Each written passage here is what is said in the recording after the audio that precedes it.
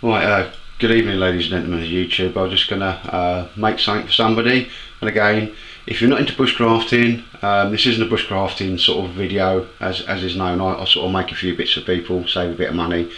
Apologise, well it's 2200 hours here in the UK, and yeah, inspiration for getting off my chair and making something tonight. I've got the missus in there, positively, well, I've suffered Bing Crosby White Christmas to keep the peace, but she's sitting in there dribbling at the Michael Bublé blinking Christmas special. So it won't take me too long to knock this up, but again, I'm just going to take you through. If you've not done something, you've got a sewing machine, then you're going to be washing this, and if you're not, you've got no interest, ladies and gents, crack on to the next video. Right, what I'm going to do here is Firebox, well-known sort of, well, it's almost industry, Firebox XL, industry standard cooker now. Fits in this, and I had this off somebody I recently sort of had a day out with, said I'd make him a Cordura nylon pouch. You can buy the black ones, quite expensive. I actually think the the XL box is a bit expensive anyway. So first things first, the mythology of it, and rather than the sewing up. I'm not going to take you through a sewing machine here. You've seen me do it, and you've got your sewing machine. Very, very important to get the material, as you see it here, square. So when you come to sew up, both ends, ladies and gentlemen, match up. Yeah. So when you're sewing down that line and that line, nothing worse sort of than getting it, and it's, you know, one's a bit shorter than the other, if that makes sense, so you end up with that. So rather than I look around for a bit of cardboard, just to cut up a cardboard template to put down. Again, a bit of cardboard, you can just use it again and again. I'm sure this isn't the first one I'm going to be making, but so when you're looking at that, I want to make mine bigger than that, and you can see there's a good sort of 1/4 inch that's going to allow me to sew my seam down both sides, and quite nicely I found this old camera box that just fitted on there. So by the time I drop that on my material, drew round it like that with a marker, it's given me exactly the size I needed. So we've got a small turnover there, that's going to be the front, donated by the F, and the B the back. So that's obviously the front, and you'll see what I mean by that, the back, and then I've left a little bit to turn over for the lid. Okay, so in short, you should be able to see that fits it on there very nicely. So that's the front, the back, and then that will eventually, when sewn over, come over the lid. I'm not going to, I could have done it a little bit shorter. I'm not going to waste a little bit of material for the want of making something and making it properly. So as per always, once that's sewn up, you need to sew anything onto the outside of it, okay, because you won't be able to do it when that's actually sewn up as a pouch like that. If you suddenly decided, oh blimey, I forgot to put a belt loop on the back, you can't do it because that's now sewn up. So all I've done out there is easiest way to find centre of your material is to do that. No measuring needed, and I'm not sure if you can see it there, but there is a dot there. With that dot, it's a guide more than anything else. It's a piece of, it's a 50mm belt loop on there. The jig guy hasn't asked for that, but it's not going to hurt just to put a belt loop, so he's got the ability to carry this on a belt if he needed to, being that it's going to be his main sort of well, stove for cooking. So at this point I'm going to sew the belt loop on and turn that one over, and then come back to you. I'm not going to run you through the machine. You will see me sitting there pushing something through a machine. Everything I'll be using on this will be a normal straight straight stitch on the machine. And I'll be back to you in a moment. I'm going to try and keep these things simple and really, really short, and not bore you to death with me sat on the same machine. Plus the missus is watching that Michael Bublé. Back in a moment anyway. Right, ladies and gents, just a quick tip for you. This is sort of nylon webbing, seatbelt material. I'm just going to come behind the camera just to make sure that's focused in. Anytime you're going to cut this, try and cut it obviously as straight as you can, but you can see that frayed bit there. All you need to do, try and do this through the camera, not burn myself, is literally just run your lighter up and down that. Give it a couple of seconds to cool off, lick your fingers, and that just seals that edge in. Obviously I did that before I sewed the belt loop on. You can perhaps see the the black bit down there. Right, done a few bits there, but obviously the venerable Rod Stewart was on the old Blue Bay show, and even he can make a Christmas song sound good, so I had a little sit and listen to that. Everything I need to do is sewed on the outside now, and here, sure you can see the difference. Yeah, it's not too bad. It's probably like a 1 inch strip of Velcro that I cut off. That'll be used to close the pouch. Obviously needs to be sewn on now. And a little bit of advice for anybody doing this, I always, you know, the hook bit, the bit that's horrible to sew through because it catches on your cotton, that can make your sewing look nasty, I always put that on the bit that's not going to be seen, yeah, and that's on the inside. I'm not sure, right, if you can pick up that. That's been sewed round and then across, down, and then across the top, so it's sewed multiple times. That's continually going to be pulled forward and that sort of stuff. And when that's properly sewed up, obviously the corresponding bit, the loop bit, that's the hook, and the loop bit will be sewn to the top again, so your stitching is nice and neat on the top. Other than that, and listen to obviously Mr. Rod Stewart there, all I've done, I'm not sure if you see the stitching there, just sewed a piece of reinforcing Cordura nylon into the bottom of the pouch, so when it's on like that, and that stainless steel is being pushed in and outside of there, like I say, Maxpedition not, because they won't do this sort of thing for you. But if you're making stuff yourself, you know, and you have these little thoughts, you can get that done. So what I'm going to do now then, literally, got all my markings, and your markings are crucial. I shall stick that on the machine, and I'm only going to be using a normal stitch, nothing fancy on it. I've marked it there, so both sides. I will stick it on the machine, mark it up, and sew down one side and then the other side. Okay, so I'm going to get that done. I'm just going to stick it on the machine, sew it all the way down that side, about 3-4 millimeters in. Okay, and that's all I'm going to do just to start forming the pouch. Crucial last minute thought, have I put anything, or have I forgot to put anything on the outside that I needed to? No, so I've got my belt loop, got my flat, back, front, Velcro on the front, so all done. And I had a little brainwave there to stick a bit of material just to reef, so that's 2000 Cordura nylon at the bottom of that pouch. So that's what I'm going to do now, and I'll be back in a second. I'm sure you don't want to sit me to set up my camera and watch me run that through a machine. You've seen me do it on some of the other videos, so I'll be back shortly. Right, ladies and gents, as I said, I'll bring it closer. I've turned it inside out. Shiny side is the inside, obviously the matte side's the outside, to form the pocket or the pouch. And just to see what I've done, I've put a small chalk line down there, just a nice row of stitching all the way down, just short way in from the edge, and done it down that side as well. Okay, obviously the black lines were my initial lines for cutting out, so just ignore them. So literally now we have the pouch for this inside out. So this is the fun bit. You go in, you grab hold of a bit, and by hook and crook, try not to put too much pressure on these seams, don't need to do that, pull it inside out. So again, makes sense now, you can see why if you sewed the pouch first, or the pocket first, you wouldn't be able to sew the bits on that you got inside. And this is just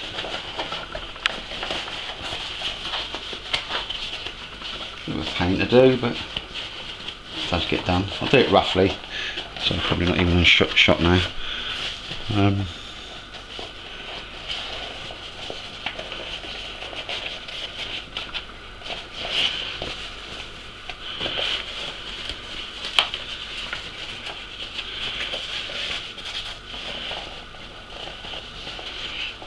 Into that corner. Okay, and they never come out at a 45-degree angle. So, ladies and gents, front of the pouch, Velcro, put a belt loop on there. Obviously, you can see there's a row of stitching here. So when you look inside, you know that black piece of Cordura nylon? That literally is going across the bottom there, all the way round, so it's double lined at the bottom. And as I say, Maxpedition, and people don't do that sort of stuff. We'll have a look for sizing now. Now, we all know when you code the Frosner code and that's slightly bigger all round, just by what I wanted, if that makes sense. If I can press it down, hopefully you can see, because I always make it a little bit bigger, goes in and out easier, especially when you've got cold freezing hands and so forth. Right, so all I'm going to do now, sorry about that, is squeeze these two sides together as much as I can, and I will then sew, put this on the machine and sew all the way down there again. Again, I'm going to start off, lock it off there and sew all the way down, and when I get to here, this part here, I'll go up and down a few times because this is going to be a major stress point, okay, where the flap goes, okay, and that the pouch comes open. Then what I'll do with that, I will then, as I've got to that point, I will then sew up one side of this, across and then down again. Okay, so that's forming, when that's sewn, that will come over, and just bring that in a little bit, and hopefully that can be seen. Probably not a lot of contrast there, but I've got nothing better to work with. So I'm going to sew down, go over that a few times with a back stitch, fold that over, normally do that by hand, sort of just by sight, sew all the way down, across, and then just knock that stitch in. So I'll bring you back when I've done one side, okay, and I'll show you what the other side looks like. So it's nice if you get that and squash that down nicely. So that's one set of stitching, just up all the way up and down the sides, take it into the flap as we go. Be back. Right, ladies and gents, obviously last bit you saw me turn it inside out. All I've gone back to the machine is, one moment while my boxer dog has a little drink. Love it. Sewed all the way down there just to reinforce that seam, okay, only a little way in, then up that side, along and down, and when I come back down again, I'll go over this part here, which is going to be a stress point, a few times just with the back button, then sew it down there, just reinforcing that seam. Remember, this is going to have a piece of relatively heavy stainless steel in it, and make sure I can show you on the same side. Again, from the bottom I sewed all the way down, came up this side, and you can see the contrast, all the way down there, all the way up there, all the way down, going backwards and forwards a few times, then all the way down again. Now all I need to do now, as I say, it's nothing flash or fancy with this, anybody can make one of these and it's a good ideal first project, is fold that over. And when I do that, again, just with a normal stitch, none of the zigzagging stuff, the only zigzagging stuff has been on the back, I will sew across there just so I get it nice and square, then up there, across the top, shouldn't do that with a scalpel, should I, then all the way down, so I'm going to fold that flat.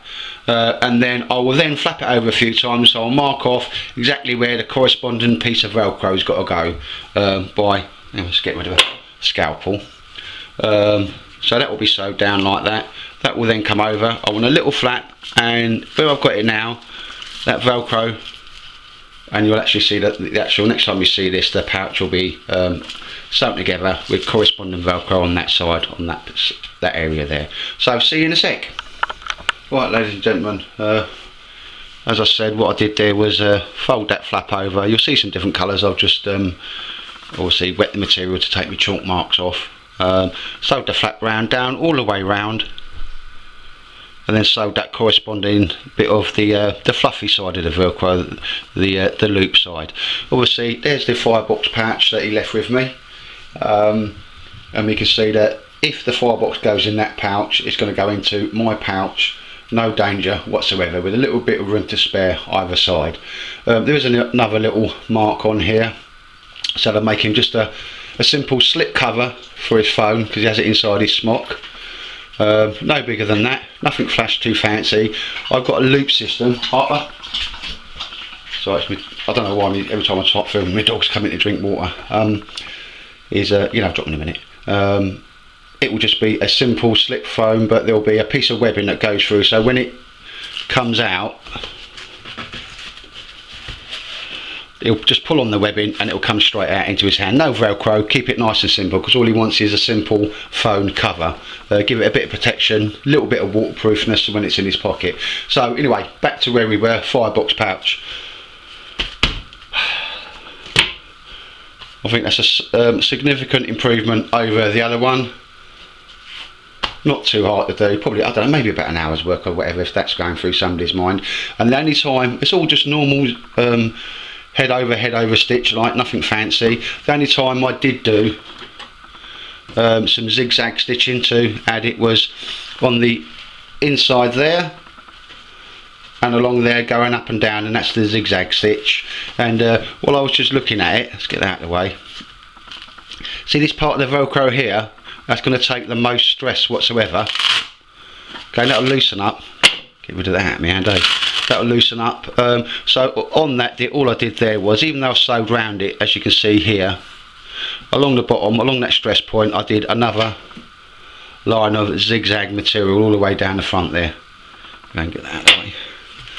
So, ladies and gents, ideal first project for anybody that's making something. It's a simple flat pouch, and ideally, if you imagine, that's the Bushbox XL that'll slide in and out there very, very nicely. Robust, not Maxpedition, but remember I put a inside of there. If you look down in it, there's that black piece of Cordura nylon, so that's double strength at the bottom, because that pouch, that piece of stainless steel at the bottom will eventually work its way through. Well, it shouldn't do now, and it wasn't asked for, but hey ho, why not have a belt pouch there so you can attach it to the back of a Bergen, rucksack, satchel, or even your belt if you wanted to. So here we go. Bushbox XL pouch. And just while I'm here, I've just been chatting to Randor72, and he's asked me about a dump pouch, mate. So this is my belt kit, mate. Are we into? Here is a military dump pouch, mate, and it takes up that much room on your Bergen. Quite an ingenious design. They use it for getting rid of empty magazines, but it folds down, mate, and it folds out into a big pouch. So you can pick up your timbers or any foraging you wanted to do, mate, and literally it's attached to your belt. Hasn't got a full length lid on it. I wouldn't do one with that on the front. That's just stop magazines bullying about. But again, that actually does come over, mate. So that literally, from being what it was, mate, to what you see now, if that's what you're talking about, a dump pouch, then I don't see why I couldn't make one of them, mate. Have a little roll up again, just so people are aware I am in shot, yeah. Roll it all nicely up, get that horrible thing out of the way. There's no need for that, I wouldn't have that. I've seen a few people have there, mate, and I think they're very... Just goes on the back of your belt. It's there out of the way until you want to drop it down, mate. And obviously it's quite a fair sized pouch there, mate, so I always think these are a good idea to have on your belt. And if necessary, you mentioned Bergen, mate, but you could attach that through the sides of your Bergen there, mate, Randor, if you want to do, mate. So if that's what you're asking, mate, that probably can be achieved, mate, especially as I've watched all them videos of Forester D, mate, where you fed the troops like they were kings. If you wanted something like that done, mate, yeah, just give us a PM and we'll see what you do, mate. But it will be, you know, sort of middle of January, that type of stuff, mate, because a lot of the time, obviously, I'm just on a few rest days now, and I'm just going to knock out a few small projects like that and get them all out, mate. It's all right, promising stuff, but you've got to get it out the door. But yeah, ladies and gentlemen, Bushbox XL pouch. Take care, and I'm not sure if I'm going to upload this one or make him his foam pouch. Just make it, because it's almost the same as this, with one small difference to get the phone out quickly. I might just tag it on the end of this one, I don't know. Anyway, take care. Right, ladies and gentlemen, where I left you, which was about 6 days ago, was done the Bushbox pouch for the guy, and a foam pouch, a simple foam pouch to keep the phone dry and protected while it's in your pocket smock. Hence the conversation, I just saw him putting it in and out, and I thought we can do a bit better than that. Now initially I was going to sew a bit of material webbing on the inside that came round on a loop, so you'd pull the loop and your phone would shoot out a bit quicker. But just here's a little tip for you. I've had a little go of it. It's just doesn't really do anything of worth, and pulling the strap will just get a little bit annoying. So all I've done is measured out the phone, give it a reasonable bit of clearance in there, and when you look at this, can you see how that is a little bit wider than the bottom, so it's easy to get your fingers in and out, yeah, or you can push from the bottom and pull it out. But and again, these are the sort of Samsung type notebook type phones. I think I've got a notebook 2 there, or whatever it was, yeah. And obviously inside there it is. I was thinking about closure, gets all a bit fancy, if that makes sense. If that's in your pocket, it's not going to sort of come undone. And all I was asked for originally, or talked about, was a simple sort of Cordura cover for the phone, which I think I've sort of done there. A couple of 3 people going to have these, if that makes sense. Don't really know if I would gain anything by putting a bit of Velcro there, to be honest. I think the ideal thing with this would have just to be have a small 25mm elastic band that just went around the whole thing to hold it tight, and then you took the elastic band off, in and out. But anyway, that's what's the simplified foam pouch is going to be, and I've just put that on there. I've made 1, 2, 3, 4 of these so far, just sat there day doing them, just to end off this how-to video. Otherwise you'll have seen me talking about a foam pouch and you never saw it. But yeah, I've just kept it really simple. Don't know, I'm not sure about putting a piece of Velcro across there. I mean, obviously I couldn't do it now because I couldn't get that on the machine now. And the piece of strapping that came over, you pull the strap in and the foam would shoot out. It's not fish nor file. Didn't really sort of give me any great advantage, so that's left out. Because when you're designing stuff, when you're making stuff, just make it as simple as possible so it actually does what you want it to do, but there's nothing faff or fancy about it. Anyway, you've done it so long, you talk about a simple Cordura nylon, same stuff to make the Bergen out, foam pouch, and obviously that's brand new, so I think when the person gets it, and I hope when he's coming over tomorrow we can have a bit of a wonder, is just put a couple of books on that just to weigh that down a little bit so that it will flap over naturally. Initially that was all that was asked for, a simple pouch like that just to keep it, but I thought, well, hey ho, let's have the little flap over. Okay, so that's what was asked for, and I've just done that. No reason why not to have that, and that goes in your smock pocket or inside the zip part of your smock pocket. Well, for what this guy wanted anyway. So there you go, just wanted to finish that off. Take care everybody.